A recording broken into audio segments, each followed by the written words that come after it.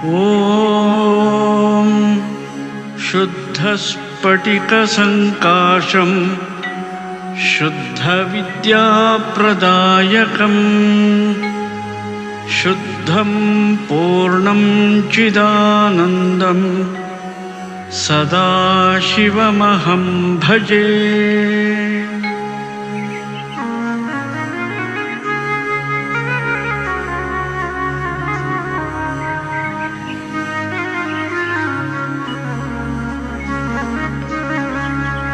सदाशिवसमारम्भां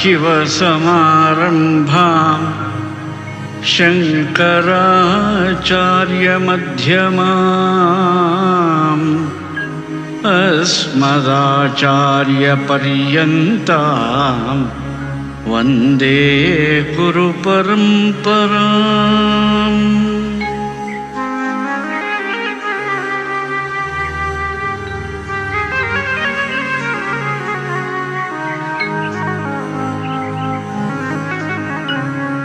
सदाहं सम्प्रदायज्ञं संयमीन्द्रं सदाश्रयं सद्गुरुं सच्चिदानन्दं सदाचारं समाश्रये सदाचार्यं समाश्रये।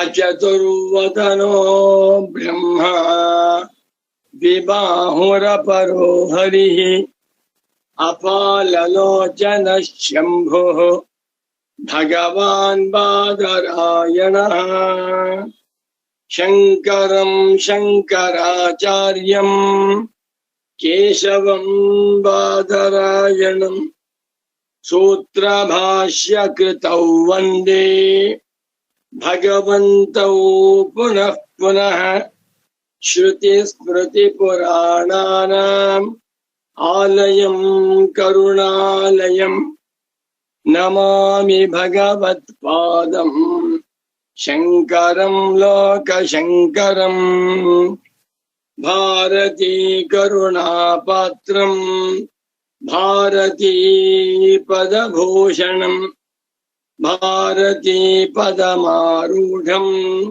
भारती तीर्थमाश्रये विद्याविनयसम्पन्नं वीतरागं विवेकिनं वन्दे वेदान्त तत्त्वज्ञं विधुशेखर भारतीम्। सर्वात्मा सर्वदृग्योऽसौ सर्वाध्यास निरासकृत् सततं सन्निधत्तां मे हृदये परमशिवः वन्दे तं सच्चिदानन्दम् यतिवर्यं महामतिं वेदान्तसारज्ञं सद्गुरुं प्रणतोऽस्म्यहं श्रीगुरुं प्रणतोऽस्म्यहं सदाहं सम्प्रदायज्ञं संयमीन्द्रं सदाश्रयं सद्गुरुं सच्चिदानन्दं सदाचारं समाश्रये श्रीमच्छङ्कर भगवत् पूज्य पाद महासद्गुरुभ्यो नमः। श्री श्री सच्चिदानन्देन्द्र सरस्वती सद्गुरुपादुकाभ्यां नमः। नमो नमः सद्गुरुपादुकाभ्यां। सद्गुरु भक्तರು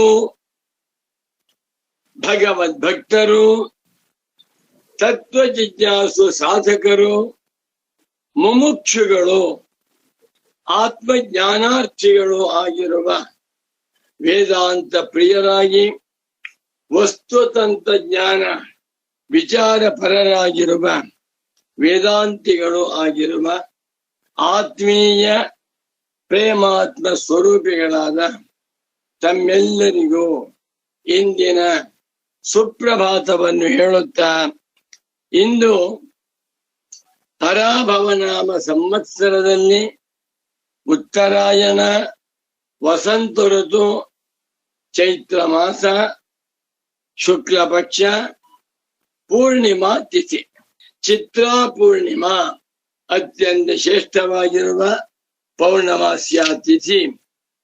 ಇಂದು ಪವಿತ್ರವಾಗಿರುವಂತಹ ವಾರ ಗುರುಗಳ ವಾರ, ಬೃಹಸ್ಪತಿ ವಾರ. 2026ನೇ ಇಸವಿಯಲ್ಲಿ ಏಪ್ರಿಲ್ ಮಾಹೆಯಲ್ಲಿ ಇಂದು 2ನೇ ತಾರೀಖಿನ ಗುರುವಾರದ ಶುಭೋದಯವನ್ನು ಸುಪ್ರಭಾತವನ್ನು ತಮ್ಮೆಲ್ಲರಿಗೂ ತಿಳಿಸುತ್ತಾ, ಇಂದಿನ ನೈಷ್ಕರ್ಮ್ಯ ಸಿದ್ಧಿ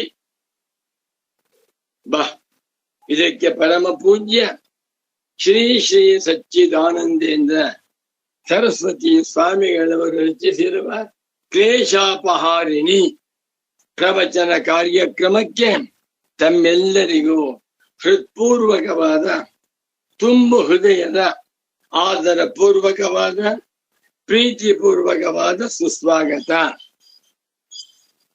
ಕಾನಿಲಾಜ್ಞಬ್ಧರಿತ್ರಿಯಂತಂ ಸೃಕ್ಫಣೀವೋದ್ಗತಂ ಯತಃ ಧ್ವಾಂತಚ್ಛಿದೇ ನಮಸ್ತಸ್ಮೈ ಹರಯೇ ಬುದ್ಧಿ ಸಾಕ್ಷಿಣೀ ಅಲಬ್ಧ್ವಾತಿಶಯಂ ಯಸ್ಮಾತ್ ವ್ಯಾವೃತ್ತಾಸ್ತಮಪಾದಯಃ ಗರೀಯಸೇ ನಮಸ್ತಸ್ಮೈ ಅವಿದ್ಯಾ ಗ್ರಂಥಿ ಭೇದಿನಿ ಗುರೋಕ್ತೋ ವೇದರಾದ್ಧಾಂತಃ ತತ್ರ ನೋ ವಚ್ಮಿ ಅಶಕ್ತಿತಃ ಸಹಸ್ರಕಿರಣ ವ್ಯಾಪ್ತೆ ಖದ್ಯೋತಃ ಕಿಂ ಪ್ರಕಾಶಯೇತಿ ನಕ್ಷಾತಿಲಾಭ ಪೂಜಾರ್ಥಂ ಗ್ರಂಥೋಸ್ಮಾಭಿರುದೀರ್ಯತೆ ಸ್ವಬೋಧ ಪರಿಶುದ್ಧ್ಯರ್ಥಂ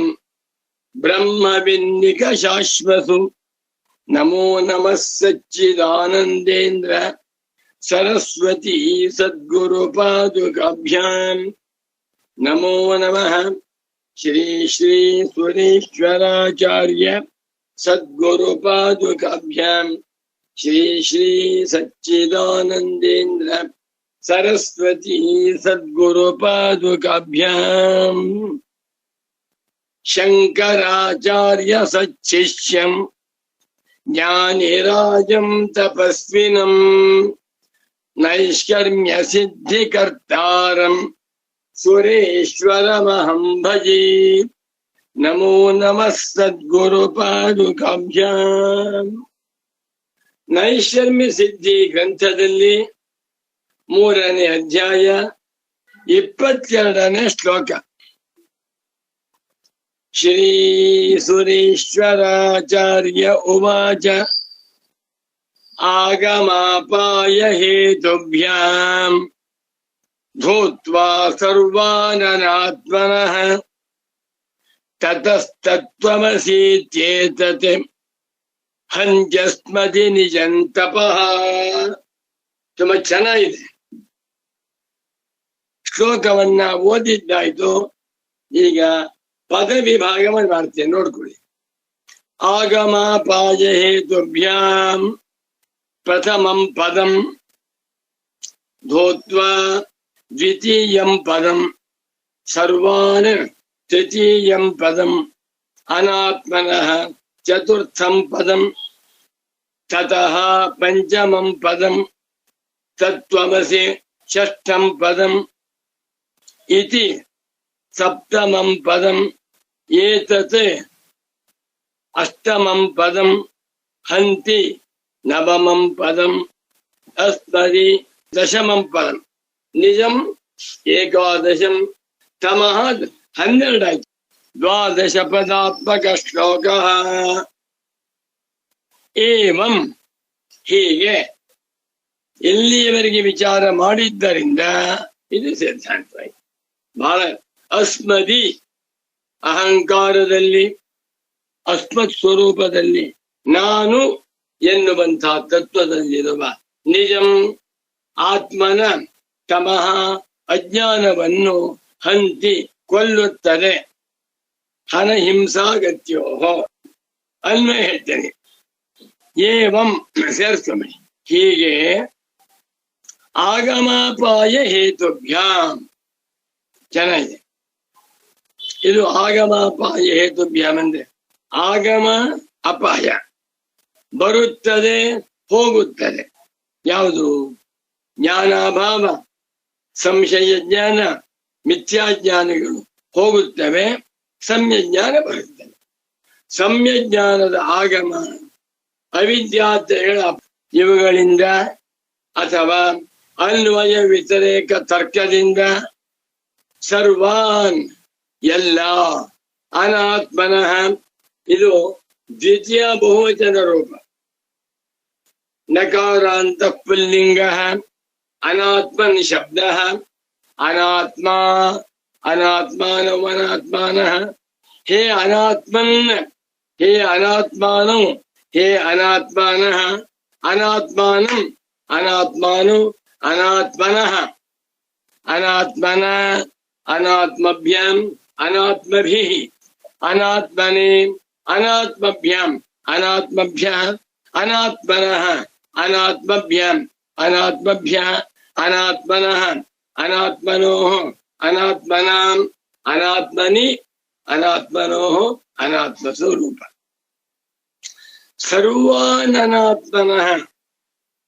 ಆತ್ಮನೊಬ್ಬನನ್ನೇ ಬಿಟ್ಟು ಆತ್ಮನಿಗಿಂತ ಭಿನ್ನವಾಗಿರುವ ಎಲ್ಲ ಅನಾತ್ಮ ವಸ್ತುಗಳನ್ನು ಧೂತ್ವ ಕೊಡವಿಕೊಂಡು, ನಮ್ಮ ಪಂಚೆ ಬಿಳಿ ಪಂಚೆ, ಇದಕ್ಕೇನಾದ್ರು ಗೋಧಿ ಹಿಟ್ಟು ಅಕ್ಕಿ ಹಿಟ್ಟು ಬಿದ್ದಿದ್ರೆ ಜಾರಿಸ್ಬಿಡ್ತೀವಿ. ಕೊಡುಬಿಟ್ರೆ ನಿಂತ್ಕೊಂಡು ಅಂದ್ಬಿಟ್ರೆ ಹಾಗೆ ಎಲ್ಲ ಅನಾತ್ಮ ವಸ್ತುಗಳನ್ನು ಕೂಡ ತಳ್ಳಿ ಹಾಕ್ಬಿಡಿ. ಯಾವುದು ಆತ್ಮನಲ್ಲ, ಯಾವುದು ನಾನಲ್ಲ. ಯಾಕೆ? ಆಗಮಾಪಾಯ ಹೇತುಭ್ಯ. ಬರುತ್ತೆ, ಇರುತ್ತೆ, ಹೋಗುತ್ತೆ. ಬಾ ನಿಜ ಚೈತನ್ಯ ಸ್ವರೂಪದಾದ ನನ್ನಲ್ಲಿ ಎಚ್ಚರ ಬಂತು, ಇತ್ತು, ಹೋಯ್ತು. ಎಚ್ಚರ ನಾನಲ್ಲ. ಕನಸು ಬಂತು, ಇತ್ತು, ಹೋಯ್ತು. ಕನಸು ನಾನಲ್ಲ. ಸುಷುಪ್ತಿ ಬಂತು, ಇತ್ತು, ಹೋಯ್ತು. ಸುಷುಪ್ತಿಯು ನಾನಲ್ಲ.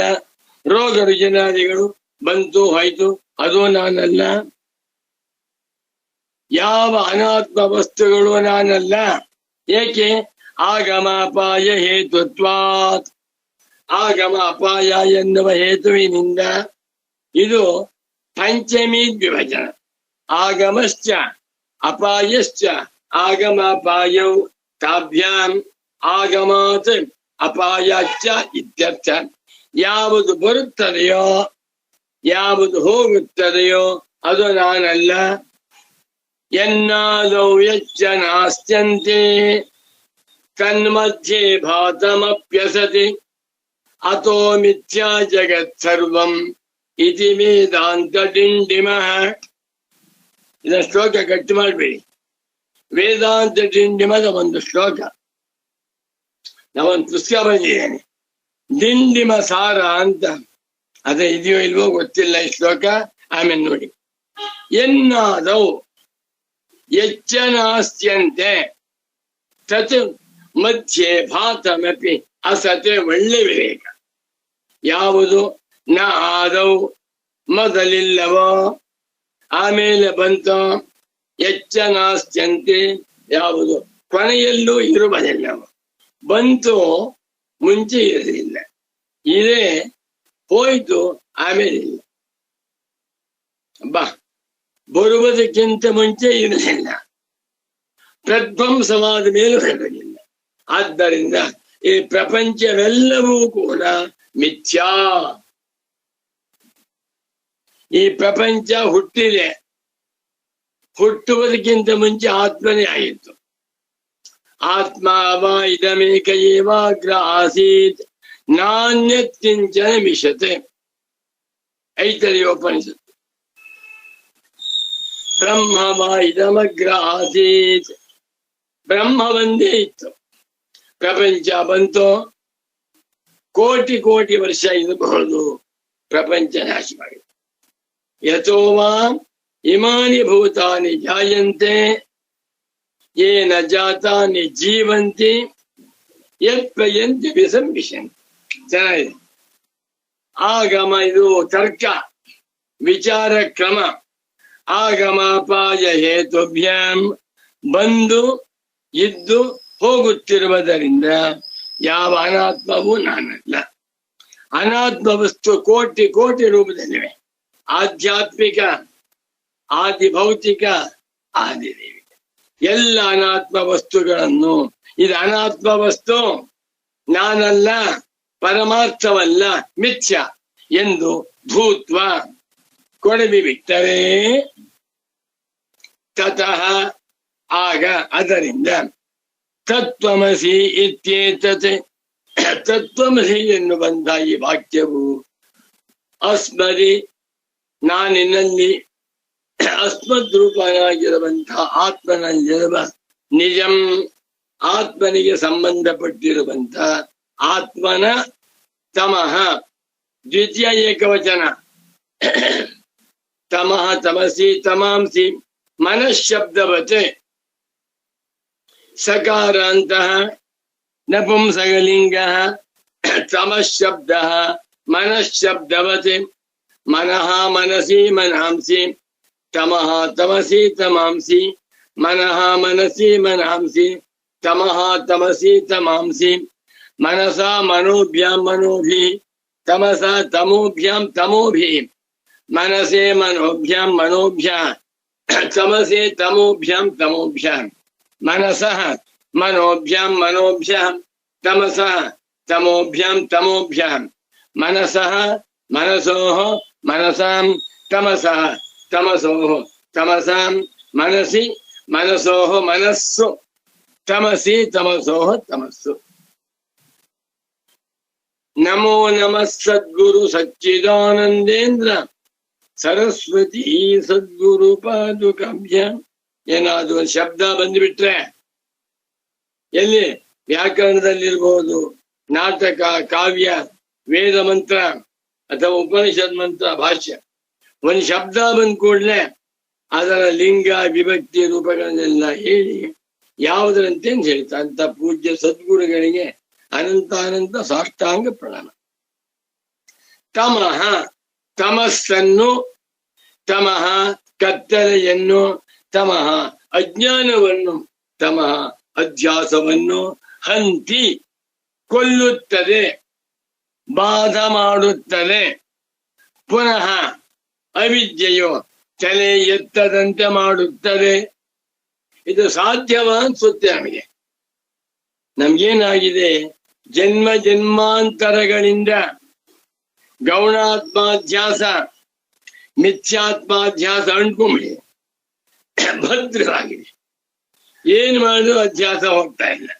ಆದರೆ ಜ್ಞಾನಿಗಳು ಹೇಳ್ತಾ ಇದ್ದಾರೆ, ಆತ್ಮಜ್ಞಾನವನ್ನ ಮಾಡಿಕೋ, ಆತ್ಮಸ್ವರೂಪವನ್ನು ಅರ್ಥ ಮಾಡಿಕೋ, ಅನ್ವಯ ವ್ಯತಿರೇಕದ ಬಲದಿಂದ ಆತ್ಮಾನಾತ್ಮ ವಿವೇಕವನ್ನ ಮಾಡಿಕೋ. ಆಗ ನಿನಗೆ ಅರ್ಥವಾಗುತ್ತೆ ಇದ್ಯಾವುದು ನಾನಲ್ಲ.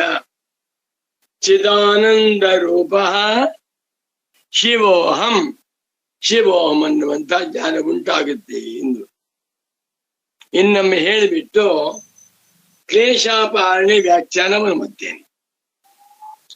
ಆಗಮಾಪಾಯ ಹೇತುಭ್ಯಾಂ ಅನ್ವಯ ವ್ಯತಿರೇಕ ತರ್ಕದಿಂದ ಆತ್ಮನ ಅನ್ವಯ, ದೇಹಾದಿ ಅನಾತ್ಮಗಳ ವ್ಯತಿರೇಕ.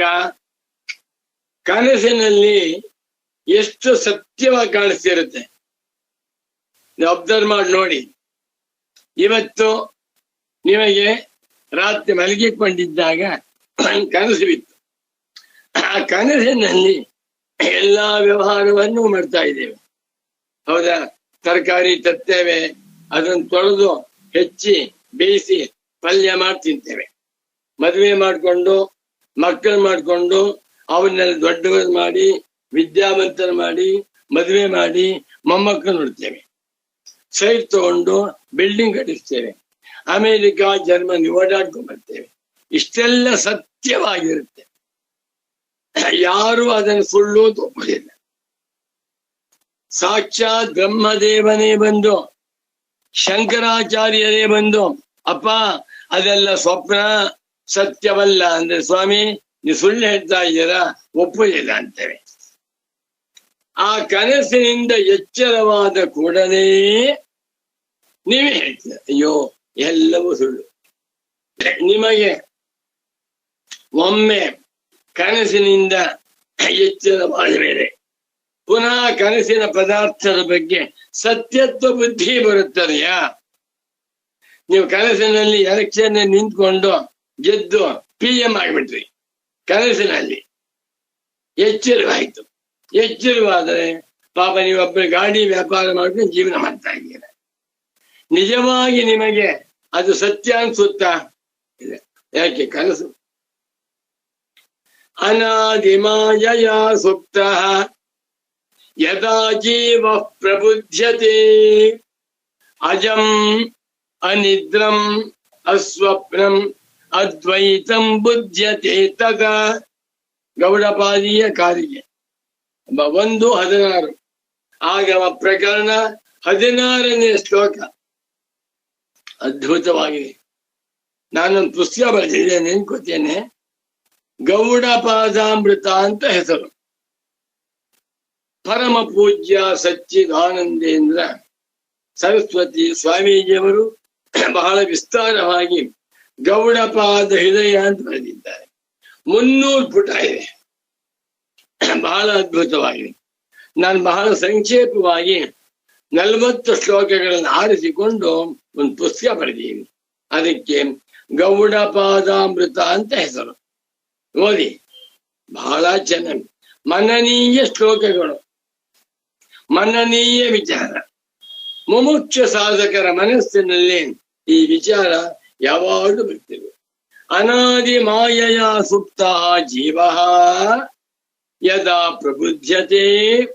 ಅನಾದಿ ಅವಿದ್ಯಾ ಮಾಯೆಯಲ್ಲಿ ಮುಳುಗಿಕೊಂಡು ನಿದ್ರೆ ಮಾಡುತ್ತಾ ಕನಸನ್ನ ಕಾಣುತ್ತಿರುವಂತ ಈ ಜೀವಾತ್ಮನು ಯಾವಾಗ ವೇದಾಂತ ವಾಕ್ಯಾರ್ಥ ವಿಚಾರದಿಂದ ತತ್ವಮಸಿ ಅಹಂ ಬ್ರಹ್ಮಾಸ್ಮಿ ಸರ್ವಂ ಕಲ್ವಿದಂ ಬ್ರಹ್ಮ ನೇಹ ನಾನಾಸ್ತಿ ಚಿಂತನ ಎನ್ನುವಂತ ವೇದಾಂತ ವಾಕ್ಯಗಳ ನಾರಿ ಭೇದದಿಂದ, ನಗಾರಿ ಭೇದದ ಶ್ರವಣದಿಂದ ಯಾವಾಗ ಹೇಳ್ತಾನೋ ಆಗ ಅಜಂ ಅನಿದ್ರಂ ಅಸ್ವಪ್ನಂ ಬ್ರಹ್ಮಾಹಮಸ್ಮಿ ಅಂತ ತಿರುಗುತ್ತಾನೆ. ಸರಿ, ತತ್ವಮಸಿ ಎನ್ನುವಂಥ ವಾಕ್ಯವು ಇವನಿಗೆ ಆತ್ಮನ ವಿಷಯಕ್ಕಿದ್ದಂಥ ತಮಸ್ಸನ್ನ ಹಂತಿ ನಾಶ ಮಾಡಿಬಿಡುತ್ತದೆ, ಕೊಲ್ಲುತ್ತದೆ. ಒಮ್ಮೆ ಅವಿದ್ಯಾ ಬಾಧಿತವಾದ ಮೇಲೆ ಪುನಃ ಏಳಬಹುದೇನೋ ಎನ್ನುವಂತ ಭಯವಿಲ್ಲ. ಯಾಕೆ? ತೋರುವಾಗ ಏನಿಲ್ಲ. ತೋರುವಾಗ ಇಲ್ಲ ಅಂತ ಗೊತ್ತಾದ ಮೇಲೆ ಜ್ಞಾನವಾದ ಪುನಃ ಬರುತ್ತಾ. ಹಾವು ಅಂತ ಮಾಡ್ಕೊಂಡಿದ್ದೆ, ಹೆದರ್ಕೊಂಡಿದ್ದೆ. ರೂಮಲ್ಲಿ ಹಾವನ್ ಕಂಡುಬಿಟ್ಟೆ, ಭಯವಾಯ್ತು. ಬೋಲ್ಟ್ ಹಾಕಿ ಈ ಕಡೆ ಬಂದ್ಬಿಟ್ಟಿದ್ದೇನೆ. ಬೆಳಿಗ್ಗೆ ನೋಡಿದೆ, ಅದು ಹಾವಲ್ಲ, ಕನಕಾಂಬರ ಹೂವಿನ ಮಾಲೆ. ಗೊತ್ತಾಯ್ತು. ಹೂವಿನ ಮಾಲೆ ಎನ್ನುವಂತ ನಿಶ್ಚಯ ಜ್ಞಾನವಾದ ಮೇಲೆ ಪುನಃ ನಾಗರ ಬಂದೀತ. ನೋಡಿ, ಜ್ಞಾನಕ್ಕೆ ಅಂಥ ಮಹತ್ವವೇ. ಜ್ಞಾನಂ ಸಮರ್ಥಂ, ಜ್ಞಾನಂ ಶಕ್ತಂ. ಇಡೀ ವಿಶ್ವದಲ್ಲಿ ಜ್ಞಾನಕ್ಕೆ ಸಮಾನವಾಗಿರುವಂತ ವಸ್ತು ಮತ್ತೊಂದಿಲ್ಲ. ನಹಿ ಜ್ಞಾನೇನ ಸದೃಶಂ. ಆತ್ಮಜ್ಞಾನಾಷ್ಟಕ ಅಂತ ಪುಸ್ತಕ ಬರೆದಿದ್ದೇನೆ. ಆತ್ಮಜ್ಞಾನಾಷ್ಟಕ, ಆತ್ಮಜ್ಞಾನದ ಮಹಿಮೆ ಹೇಳುವಂಥದ್ದು. ನಹಿ ಜ್ಞಾನೇನ ಸದೃಶಂ ಆತ್ಮಜ್ಞಾನಮಹಂ ಭಯೇ ಶ್ಲೋಕ. ನಹಿ ಜ್ಞಾನೇನ ಸದೃಶಂ. ಬಾ, ಆತ್ಮಜ್ಞಾನಕ್ಕೆ ಸಮಾನವಾಗಿರುವ ತಪಸ್ಸಿಲ್ಲ. ನೀವು ಯಜ್ಞ, ಯಾಗ, ಹೋಮ, ಹವನ, ದಾನ, ಧರ್ಮ, ಉಪವಾಸ, ವನವಾಸ ಏನು ಮಾಡಿ ಎಲ್ಲದರ ತಲೆ ಮೇಲಿದೆ ಆತ್ಮಜ್ಞಾನ. ಏನ್ ಆತ್ಮಜ್ಞಾನ? ಪುಸ್ತಕದ ಬದನೆಕಾಯಲ್ಲ, ಅನುಭವ ಜ್ಞಾನ. ನಾನು ಸುಬ್ರಾಯ ಶರ್ಮಾ, ಅನುಭವ ಜ್ಞಾನ. ನೀನು ಕೃಷ್ಣಮೂರ್ತಿಯಿಂದ ಅಲ್ಲ, ನೀನು ಶರಶ್ಚಂದ್ರ ಅಲ್ಲ, ನಾಗರಾಜ ಅಲ್ಲ, ಕೃಷ್ಣಮೂರ್ತಿ ಅನ್ನ ಸುಬ್ರಾಯ ಶರ್ಮಾ ನಿಶ್ಚಯ. ಅದೇ ರೀತಿಯಲ್ಲಿ ನಮಗೆ ವಿಚಾರದಿಂದ ಸುಮ್ಮನೆ ನಂಬಿಕೆಯಿಂದಲ್ಲ. ಅಬ್ಬಾ ಅದನ್ನ ಹೇಳ್ತಾರೆ, ಅನ್ವಯ ವ್ಯತಿರೇಕ ತರ್ಕದಿಂದ, ಆಗಮಾಪಾಯ ಜ್ಞಾನದಿಂದ ನಿಶ್ಚಿತ ಜ್ಞಾನವಾಗಿ ಬಿಟ್ಟರೆ ಅಜ್ಞಾನವನ್ನ ಧ್ವಂಸ ಮಾಡಿ ಬಿಡುತ್ತದೆ ತತ್ವಮಸಿ ವಾಕ್ಯ. ಇವಾಗ 301ನೇ ಪುಟ ಗುರುಗಳು ಬರೆದಿರುವ ಕ್ಲೇಶಾಪಹರಣೆ ಬರ್ತೇನೆ. ಆಗಮಾಪಾಯ ಹೇತುಭ್ಯಾಂ ಧೂತ್ವಾ ಸರ್ವಾನನಾತ್ಮನಃ ತತಸ್ತತ್ವಮಸೀತ್ಯೇತತೆ ಹಂತ್ಯಸ್ಪದಿ ನಿಜಂತಮಃ. ಎಷ್ಟು ಜನ? ಹಂತ್ಯಸ್ಪದಿ ನಿಜಂತಮಃ. 22ನೇ ಶ್ಲೋಕ ಗುರುಗಳ ಕ್ಲೇಶಾಪಹರಣಿ ವ್ಯಾಖ್ಯಾನವನ್ನು ಓದ್ತೇನೆ. ಬಹಳ ಆನಂದವಾಗಿದೆ.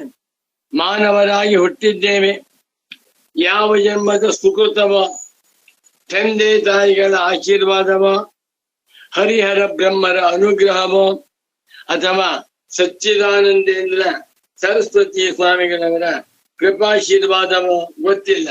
ನಮಗೆ ಪ್ರತಿ ದಿವಸ 1 ಗಂಟೆ ಕಾಲ 8 ಗಂಟೆಯಿಂದ 9 ಗಂಟೆವರೆಗೆ ಜ್ಞಾನಿಗಳ ಮಾತುಗಳನ್ನ ಚರ್ವಣ ಮಾಡುವಂತ, ಚರ್ವಣ ಅಂದ್ರೆ ಚೂಯಿಂಗ್, ಅದನ್ನು ಅನುಸಂಧಾನ ಮಾಡುವಂತ ಸುವರ್ಣಾವಕಾಶ ದೊರಕಿದೆ. ನಾವೇ ಬುದ್ಧಿವಂತರು. ಸಂಬಂಧ ಜ್ಞಾನಂ ವಾಕ್ಯಂ ವಿನಾಶಯತಿ. ನೋಡ್ಕೊಳ್ಳಿ, ಪುಸ್ತಕ ಇದ್ದೇನೆ. 301. ವಾಕ್ಯಂ ತತ್ವಮಸಿ ವಾಕ್ಯವು ಸಂಬಂಧ ಜ್ಞಾನಂ, ಆತ್ಮನಿಗೂ ಬುದ್ಧಿಗೂ ಸಂಬಂಧಕ್ಕೆ ಹೇತುವಾಗಿರುವ ಅಜ್ಞಾನವನ್ನು ವಿನಾಶಯತಿ, ವಿನಾಶಯತಿ ಸಂಪೂರ್ಣವಾಗಿ ನಾಶ ಮಾಡಿಬಿಡುತ್ತದೆ. ಯಾವುದು? ತತ್ವಮಸಿ ವಾಕ್ಯವು. ತದೇವಂ ಕೂಟಸ್ಥತ್ವ ಪರಿಣಾಮಿತ್ವಾಭ್ಯಾಂ ಅತ್ಯಂತ ಭಿನ್ನ ಸ್ವಭಾವತ್ವಾತ್ ಆತ್ಮಬುದ್ಧ್ಯೋ ಅಜ್ಞಾನಮೇವ ಸಂಬಂಧ. ತಿಳಿಯಾಗಿ ಚಿಕ್ಕ ಮಕ್ಕಳಿಗೂ ಅರ್ಥವಾಗಿ ಬರೀತಾ ಇದ್ದಾರೆ ಗುರು. ಆತ್ಮನು ಕೂಟಸ್ಥ ನಿತ್ಯ, ಬುದ್ಧಿ ಪರಿಣಾಮಿ ನಿತ್ಯ. ಎರಡೂ ಕೂಡ ಅತ್ಯಂತ ಭಿನ್ನ ಭಿನ್ನ ಸ್ವಭಾವವಾಗಿರುವುದರಿಂದ ಆತ್ಮನಿಗೂ ಬುದ್ಧಿಗೂ ಯಾವ ಯಾವ ಸಂಬಂಧವೂ ಇಲ್ಲ. ಸಂಬಂಧ ತೋರ್ತಾ ಇದೆಯಲ್ಲ ಅಂದ್ರೆ ಅವಿದ್ಯೆಯ ಸಂಬಂಧಕ್ಕೆ ಕಾರಣ. ನ ವಾಸ್ತವ ಕಶ್ಚಿತ್ ಅನ್ಯ ಸಂಬಂಧ. ನಿಜವಾಗಿ ಅವಿದ್ಯಾ ಸಂಬಂಧವನ್ನು ಬೇರೆ ಯಾವ ಸಂಬಂಧವಿಲ್ಲ. ಯೋಚನೆ ಮಾಡಿ, ಒಬ್ಬ ಹುಡುಗ, ಅಸ್ಸಾಂ ಹುಡುಗ, ಒಬ್ಬ ಹುಡುಗಿ, ಕೇರಳ ಹುಡುಗಿ ಎಲ್ಲೋ ಕೆಲಸ ಮಾಡ್ತಾ ಇರ್ತಾರೆ. ಲವ್ ಮಾಡಿದ್ರು, ಮದುವೆ ಮಾಡ್ಕೊಂಡ್ರು. ನನ್ ಹೆಂಡತಿ ಅಂತ ಅನ್ಕೋತಾರೆ, ನನ್ ಗಂಡ ಅನ್ಕೋತಾರೆ, ನಾನೇ ಗಂಡ ನಾನೇ ಹೆಂಡತಿ ಅನ್ಕೋತಾರೆ. ಹಾಗನ್ನುವುದಕ್ಕೆ ಏನ್ ಕಾರಣ? ಅಜ್ಞಾನವೇ ಕಾರಣ. ಅಜ್ಞಾನದಿಂದಲೇ ಸಂಬಂಧ, ಅವಿದ್ಯೆಯೇ ಸಂಬಂಧ.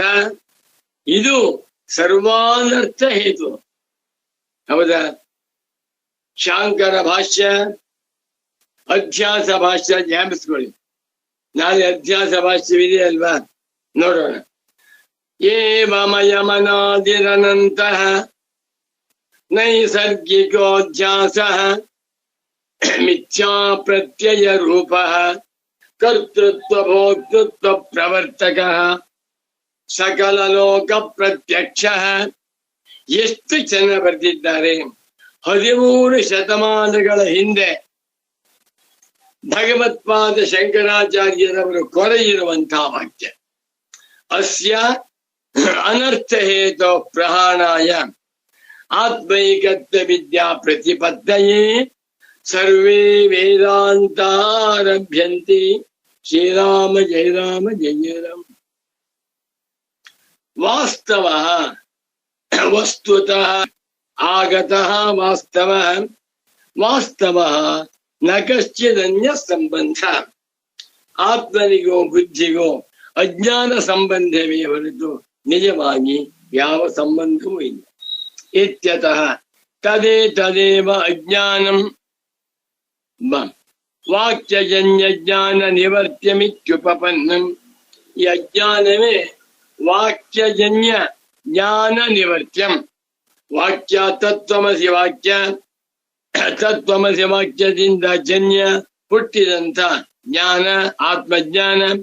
ಆತ್ಮಜ್ಞಾನದಿಂದ ಆಗುವ ಪ್ರಯೋಜನ ಹಣ ಸಂಪಾದನೆ ಎಲ್ಲ, ಕೀರ್ತಿ ಸಂಪಾದನೆ ಎಲ್ಲ, ದೀರ್ಘಾಯುಷ್ಯವೂ ಅಲ್ಲ, ವಿಶ್ವವಿಖ್ಯಾತನಾಗುವುದು ಎಲ್ಲವೂ ಅಭ್ಯದೆ. ಆತ್ಮಜ್ಞಾನದಿಂದ ಉಂಟಾಗುವ ಫಲ ಅಜ್ಞಾನದ ನಿವೃತ್ತಿ. ನೋಡಿ ವಾಕ್ಯ ಹೇಗೆ ಬರೀತೆ ಗುರು. ತದೇ ತದೇವ ಅಜ್ಞಾನಂ. ಈ ಅಜ್ಞಾನವೇ ವಾಕ್ಯಜನ್ಯ ಜ್ಞಾನದಿಂದ ನಿವರ್ತ್ಯವಾಗಿದೆ. ಟು ಬಿ ರಿಮೂವ್ಡ್ ಇತಿ ಉಪಪನ್ನಮಿತಿ ವಕ್ತುಂ ಉತ್ತರ ಶ್ಲೋಕ. ಏನ್ ಚೆನ್ನಾಗಿ ಬರೀತಾರೆ ಗುರುಗಳು. ಅವರನ್ನು ಹೇಳ್ಬಿಡ್ತಾರೆ ಜ್ಞಾನಿಗಳು. ಆ ಜ್ಞಾನಿಗಳ ಮಾತಿಗೆ ಬೇರೆ ಬ್ರಹ್ಮಜ್ಞಾನಿಗಳು ಅರ್ಥ ಮಾಡ್ತಾ ಹೋದಾಗ ಅವ್ರು ತಲೆದು ಹೋಗ್ತಾರೆ. ಮುಂದಕ್ಕೆ ಹೋಗ್ಬಿಡ್ತೀನಿ ಈಗ.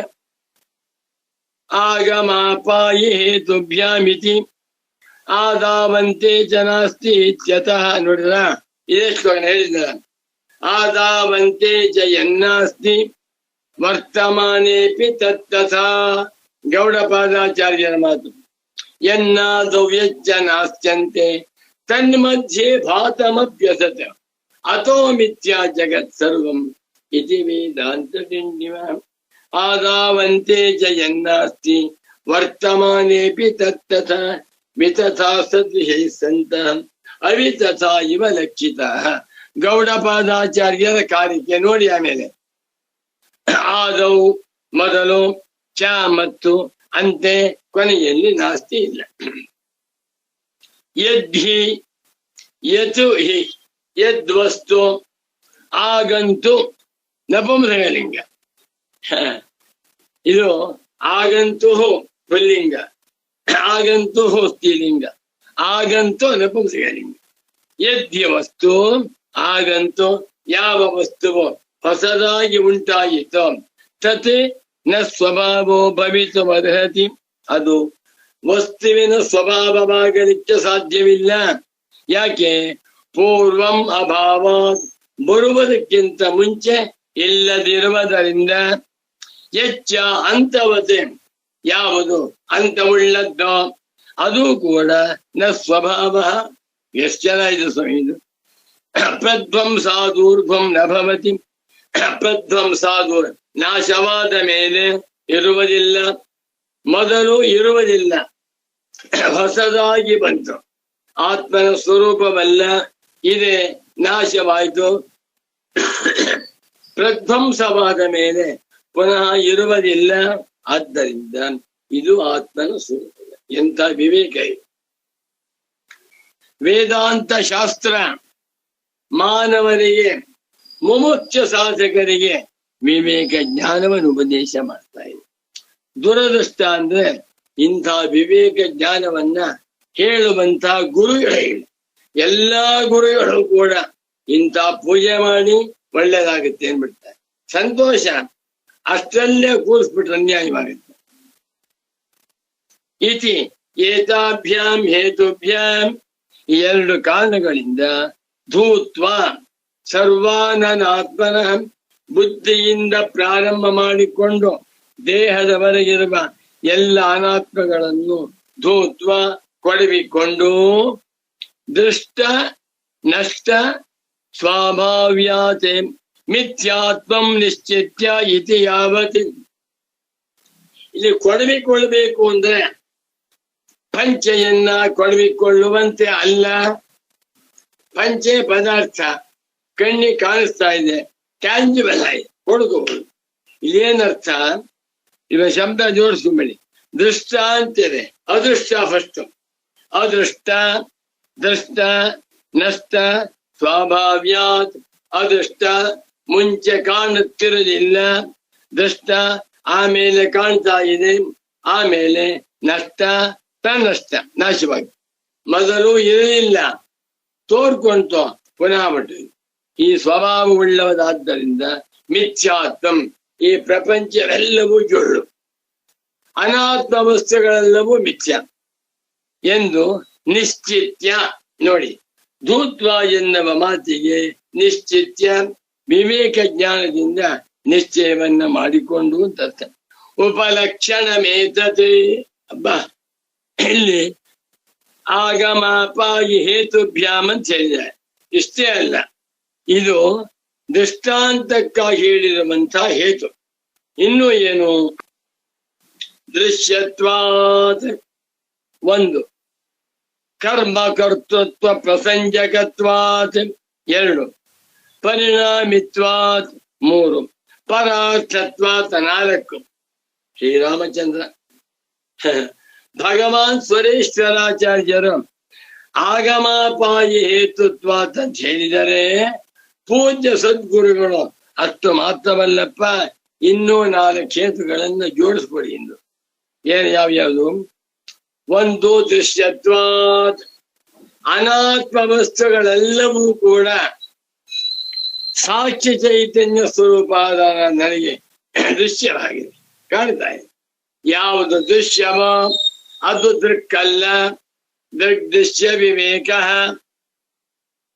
ಕರ್ಮ ಕರ್ತೃತ್ವ ಪ್ರಸಂಜಕತ್ವಾತ್, ಅದು ನನಗೆ ಕರ್ಮವಾಗಿದೆ, ನಾನು ಕರ್ತು ಅಂತಾಗಿ ಕರ್ಮ ಕರ್ತೃತ್ವ ಎನ್ನುವಂತಹ ದೋಷವನ್ನ ಉಂಟು ಮಾಡುತ್ತಿರುವುದರಿಂದ.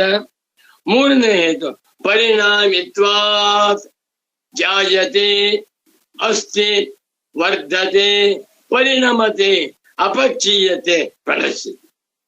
ನಿತ್ಯ ಬದಲಾವಣೆ, ಯಾವುದು ನಿತ್ಯ ಬದಲಾವಣೆಯಾಗುತ್ತಿದೆಯೋ ಅದು ನಾನಲ್ಲ, ನಾನು ಅವಿಕಾರಿ ಅಪರಿಣಾಮಿ ಕೂಟಸ್ಥ ನಿತ್ಯ ಸ್ವರೂಪನಾದ ಸಾಕ್ಷಿ ಆತ್ಮನಾಗಿದ್ದೇನೆ. 4 ಪರಾರ್ಥತ್ವಾತ್, ಅವೆಲ್ಲವೂ ಕೂಡ ಆತ್ಮನಿಗೋಸ್ಕರವಾಗಿರುವುದರಿಂದ ಯಾವುದೂ ಸತ್ಯವಲ್ಲ. ಹೀಗೆ ತಿಳ್ಕೊಂಡು ಇತ್ಯಾದಿ ದ್ವಿತೀಯಾಧ್ಯಾಯ ಉಕ್ತ ಹೇತುಭ್ಯ, ಇದೆಲ್ಲವನ್ನು 2ನೇ ಅಧ್ಯಾಯದಲ್ಲಿ ಭಗವಾನ್ ಸ್ವರೇಶ್ವರಾಚಾರ್ಯರು ವಿಸ್ತಾರವಾಗಿ ತಿಳಿಸಿಕೊಟ್ಟಿದ್ದಾರೆ. ನಾವು ವ್ಯಾಖ್ಯಾನ ಮಾಡಿದ್ದೇವೆ, ಅದನ್ನ ಅನುಸಂಧಾನ ಮಾಡಬೇಕು. ಸರ್ವಾನನ ಏವಂ ಅನ್ವಯ ವ್ಯತಿರೇಕ ನ್ಯಾಯಾವಲಂಬನೇನ ಸರ್ವಾನ್ ಅನಾತ್ಮನಃ ನಿರಸ್ಯ. ಸರ್ವಾನನಾತ್ಮನಃ, ಈ ಪ್ರಪಂಚದಲ್ಲಿ ಅನಾತ್ಮ ವಸ್ತು ಕೋಟಿ ಕೋಟಿ ಇವೆ. ಮನೆ, ಹಣ, ಅಧಿಕಾರ, ವಾಹನ, ಹೆಂಡತಿ, ಗಂಡ, ಮಕ್ಕಳು, ಮನೆ ಬೇಕಾದ್ರೆ ಎಲ್ಲೂ ಹಣ, ಯಾವುದು ನಾನು.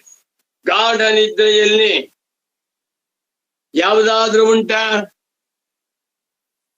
ಯತ್ರ ಸುಪ್ತೋ ನ ಕಂಚನ ಕಾಮಂ ಕಾಮಯತೆ ನ ಕಂಚನ ಸ್ವಪ್ನಂ ಪಶ್ಯತಿ ತತ್ ಸುಷುಪ್ತಂ.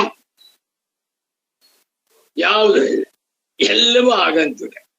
ಇದನ್ನು ತಿಳ್ಕೊಂಡು ಎಲ್ಲ ಅನಾತ್ಮ ವಸ್ತುಗಳನ್ನು ಅನಾತ್ಮ ವಸ್ತು ಎಂದು ನಿರಸ್ಯ, ತಿರಸ್ಕೃತ್ಯ, ತಳ್ಳಿ ಹಾಕಿಬಿಟ್ಟು ತದನ್ವಯಿ ಇದನ್ನು ಅನುಸರಿಸಿಕೊಂಡು ಬರುತ್ತಿರುವಂತ ಅಸ್ಮದರ್ಥೆ, ನಾನು ಎನ್ನುವಂತಹ ಸ್ವರೂಪ, ಸಾಕ್ಷ್ಯ ಸ್ವರೂಪ ಎಲ್ಲದರಲ್ಲೂ ಅನ್ವಯವಾಗಿದೆ. ದೇಹವನ್ನು ನಾನು ಅನ್ಕೊಂಡೆ, ದೇಹದಲ್ಲಿ ನಾನು, ದೇಹ ಹೋಯ್ತು. ಮನಸ್ಸನ್ನು ನಾನು ಅನ್ಕೊಂಡೆ, ಮನಸ್ಸಿನಲ್ಲಿ ನಾನು, ಮನಸ್ಸು ಹೋಯ್ತು. ಹೆಂಡತಿ ನಾನು ಅನ್ಕೊಂಡೆ, ಹೆಂಡತಿ ಹೋಯ್ತು, ನಾನಿದೆ. ಎಲ್ಲ ಅನಾತ್ಮ ವಸ್ತುಗಳನ್ನು ಅನಾತ್ಮ ಎಂದು ತಳ್ಳಿ ಹಾಕಿದರೆ ಎಲ್ಲ ಅನಾತ್ಮ ವಸ್ತುಗಳನ್ನು ಅನ್ವಯಿ ಹೊಂದಿಕೊಂಡಿರುವಂತ ಅಸ್ಮದರ್ಥೆ, ನಾನು ಎನ್ನುವ ಸ್ವರೂಪದಲ್ಲಿ ಸ್ಥಿತಂ ಇದ್ದಂತ ನಿಜಂತಮಃ ಸ್ವಾತ್ಮಾಜ್ಞಾನಂ, ಸ್ವಾತ್ಮಜ್ಞಾನವಲ್ಲ, ಸ್ವ ಆತ್ಮ ಅಜ್ಞಾನ, ತನ್ನ ಆತ್ಮನ ಸ್ವರೂಪಕ್ಕಿದ್ದಂಥ ಅಜ್ಞಾನವನ್ನ ನಾಶ ಮಾಡುತ್ತೆ. ತತಃ ಆತ್ಮಾನಾತ್ಮ ವಿವೇಕಾನಂತರಂ, ಆಮೇಲೆ ಅಂದರೆ ಆತ್ಮಾನಾತ್ಮ ವಿವೇಕವಾದ ಮೇಲೆ ನಾನೊಬ್ಬನೇ ಪರಮಾರ್ಥ, ಎಲ್ಲ ಅನಾತ್ಮ ವಸ್ತುಗಳು ಕಲ್ಪಿತ ಅಂತ ಅರ್ಥವಾಗಿಬಿಟ್ರೆ ಆಗ ವಿವೇಕ ಉಂಟಾಗುತ್ತದೆ. ನಿಜವಾಗಿಯೂ ಕೂಡ ವೇದಾಂತ ದರ್ಶನದಲ್ಲಿ ಅದ್ಭುತವಾದ ಸಂಪತ್ ವಿವೇಕ. ವಿವೇಕಾನಂದ, ಅಬ್ಬಬ್ಬಬ್ಬಬ್ಬ, ಆ ವಿವೇಕದ ಉಂಟಾಗುವಂತ ಆನಂದ ನತು ವಸ್ತು ಆನಂದ, ಕಾರ್ ಆನಂದವಲ್ಲ, ಪತ್ನಿ ಆನಂದವಲ್ಲ, ಸುವರ್ಣ ಆನಂದವಲ್ಲ, ಗೃಹಾನಂದವೂ ಅಲ್ಲ, ವಿವೇಕಾನಂದ. ಯಾವ ಮನುಷ್ಯನಿಗೆ ವಿವೇಕ ಉಂಟಾಗಿದೆಯೋ ಅವನು ಆನಂದ ಸ್ವರೂಪ ಆಗಿರ್ತಾನೆ. ಅದಕ್ಕೆ ಉದಾಹರಣೆ ಭಗವಾನ್ ರಮಣ ಮಹರ್ಷಿಗಳು ಪರಮ ಪೂಜ್ಯ ಸಚ್ಚಿದಾನಂದೇಂದ್ರ ಸರಸ್ವತಿ ಸ್ವಾಮಿಗಳು ರಮಣ ಮಹರ್ಷಿಗಳನ್ನ ಸಾಮಾಜಿಕ ದೃಷ್ಟಿಯಿಂದ ಜನಗಳು ನೋಡಿದಾಗ ಅವರು ಕೇರ್ ಆಫ್ ಫುಟ್ಬಾಲ್. ರಮಣರು poorest person, most ignorant personality. ರಮಣರಿಗೆ ತರ್ಕಶಾಸ್ತ್ರ ಗೊತ್ತಿಲ್ಲ, ವ್ಯಾಕರಣ ಗೊತ್ತಿಲ್ಲ, ಟ್ರಿಗ್ನಾಮಿಟ್ರಿ ಗೊತ್ತಿಲ್ಲ, ಅಷ್ಟಾರಿಗೆ ಅಷ್ಟೇ ಗೊತ್ತಿಲ್ಲ, ದಡ್ಡ. ರಮಣರಂಥ ದಡ್ಡ ಯಾರು ಇಲ್ಲ. ಮತ್ತು ಬಡವ, ಪೂರೆಸ್ಟ್ ಪರ್ಸನ್. ರಮಣನ ಹತ್ತು ಚಿನ್ನ ಸರ ಇಲ್ಲ, ಉಂಗುರ ಇಲ್ಲ, ಒಳ್ಳೊಳ್ಳೆ ಪಂಚೆ ಇಲ್ಲ, ಆಮೇಲೆ ವಿಭೂತಿ ಇಲ್ಲ, ಜಪಮಾಲೆ ಇಲ್ಲ, ಮನೆ ಅಂತಿಲ್ಲ, SP ಅಕೌಂಟ್ ಇಲ್ಲ, ಫಿಕ್ಸೆಡ್ ಡೆಪಾಸಿಟ್ ಇಲ್ಲ, ಎಂಥದ ಇಲ್ಲ. ಹೌದಾ? ರಮಣ ಮಹರ್ಷಿಗಳನ್ನ ಹರಾಯಿ ಹಾಕಿದ್ರೆ 10 ಪೈಸೆ ಯಾರು ತಗೊಳ್ದು. 10 ಪೈಸೆಗೂ ಏನ್ ಮಾಡ್ಕೊ ತಗೊಂಡು. ಇಂಥ ರಮಣ ಮಹರ್ಷಿಗಳು wealthiest person in 14 worlds, wealthiest person, the most enlightened personality in the universe. ಇಡೀ 14 ಲೋಕಗಳಲ್ಲಿ ರಮಣ ಮಹರ್ಷಿಗಳಂತ ಶ್ರೀಮಂತರು ಬೇರೊಬ್ಬರಿಲ್ಲ. ರಮಣ ಮಹರ್ಷಿಗಳಂತ ವಿದ್ಯಾವಂತರು ಬೇರೊಬ್ಬರಿಲ್ಲ. ಯಾಕೆ? ಆತ್ಮಜ್ಞಾನ. ನಹಿ ಜ್ಞಾನೇನ ಸದೃಶಂ ಅಂತ ಆತ್ಮಜ್ಞಾನವನ್ನ ನಾವೆಲ್ಲರೂ ಹೊಂದಬೇಕು. ಆತ್ಮಜ್ಞಾನ ಸಕಲ ಮಾನವರ ಆಸ್ತಿ ಅಂತ ಹೇಳ್ತಾ ಇದ್ದಾರೆ. ಇಷ್ಟು ಅರ್ಥವಾಗಿಬಿಟ್ರೆ ಎಲ್ಲ ಅನಾತ್ಮ ವಸ್ತುಗಳನ್ನು ತಳ್ಳಿ ಹಾಕಿಬಿಟ್ಟು ಅಹಂ ಬ್ರಹ್ಮಾಸ್ಮಿ ಅರ್ಥ ಮಾಡಿಕೊಂಡಾಗ ತತ್ವಮಸಿ ಇತ್ಯೇತದ್ ವಾಕ್ಯಂ, ತತ್ವಮಸಿ ಎನ್ನುವಂತ ಈ ವಾಕ್ಯವು ಹಂತಿ ಬಾಧತೆ ಇತ್ಯರ್ಥ. ಕೊಲ್ಲುತ್ತದೆ ಅಂದ್ರೆ ಬಾಧ ಮಾಡಿ ಬಿಡುತ್ತದೆ.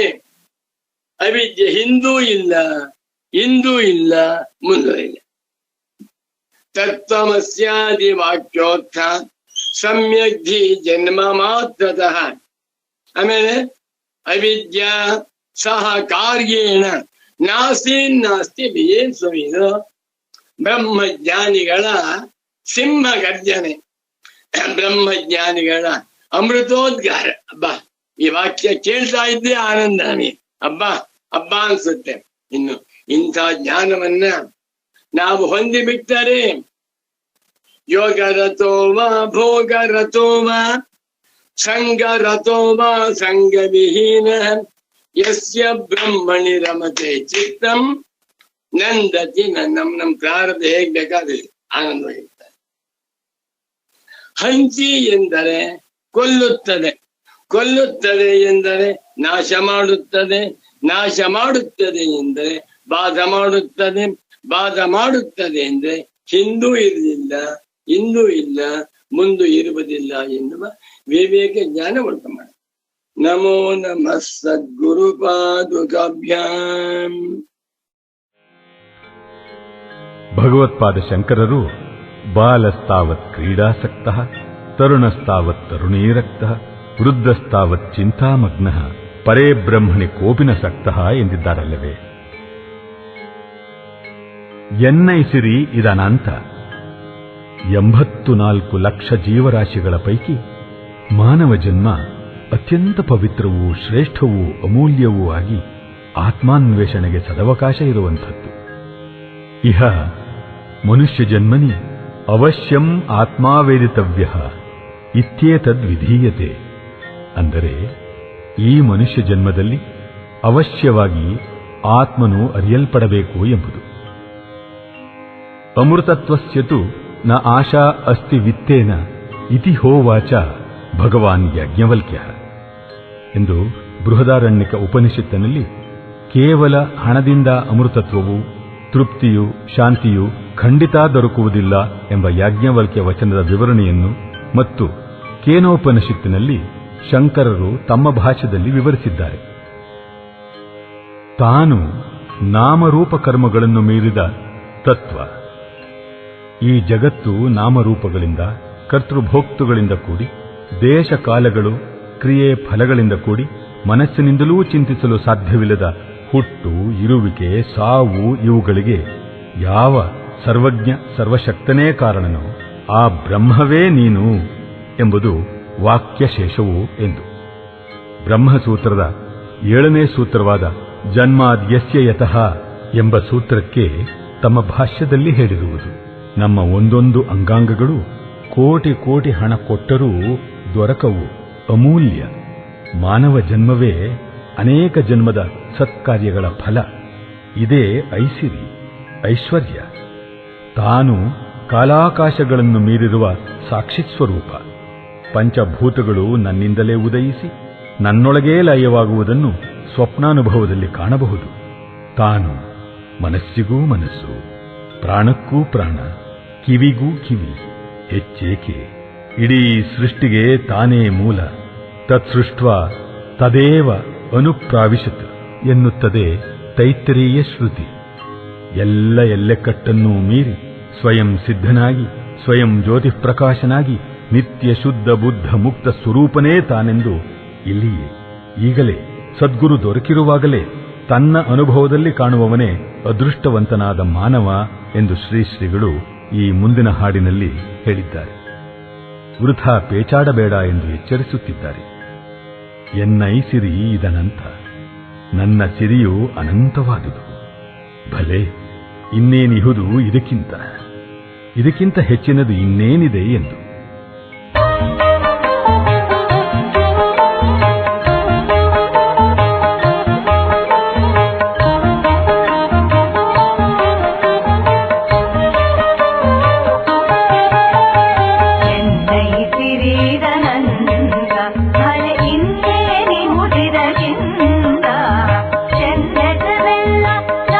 ರೂಪದ ಮೋನದ ಜಗವನು ಮೀರಿರುವಂತ ಎನ್ನೈ